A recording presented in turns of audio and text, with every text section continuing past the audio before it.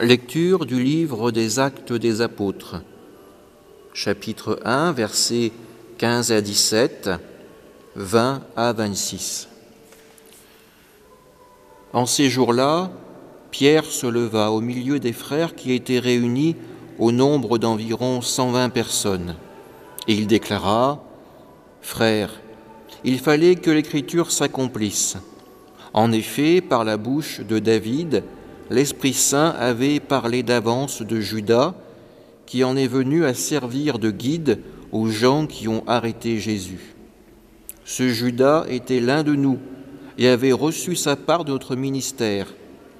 Il est écrit au livre des psaumes que son domaine devienne un désert et que personne n'y habite, et encore qu'un autre prenne sa charge.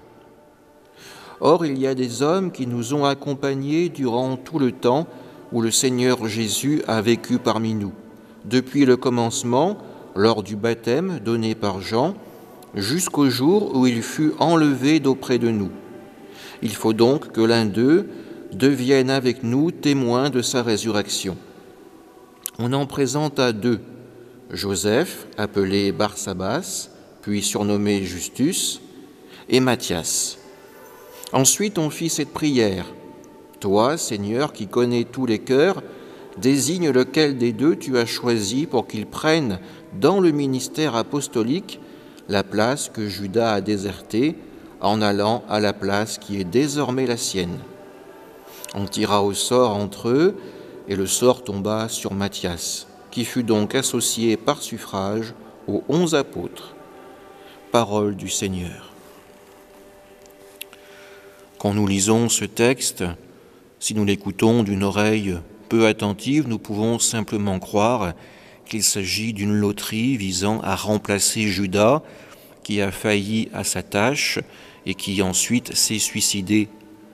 Pourtant, si nous prenons le temps d'examiner les choses, nous voyons que ces 12 hommes ont été choisis par Dieu, appelés par Jésus à le suivre.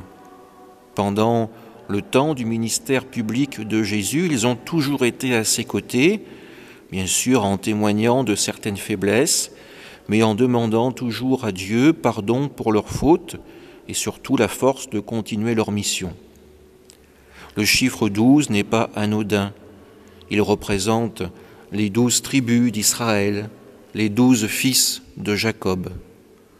De Matthias, nous n'aurons pas beaucoup plus d'informations dans les Écritures saintes.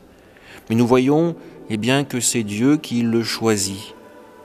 Il est tiré du groupe des hommes qui accompagnaient Jésus, présent du début à la fin, et à présent, cette mission d'être un apôtre lui est confiée, comme certains dans le peuple de Dieu sont appelés à une vocation religieuse, à devenir prêtres, à devenir moines, pour la gloire du service de Dieu.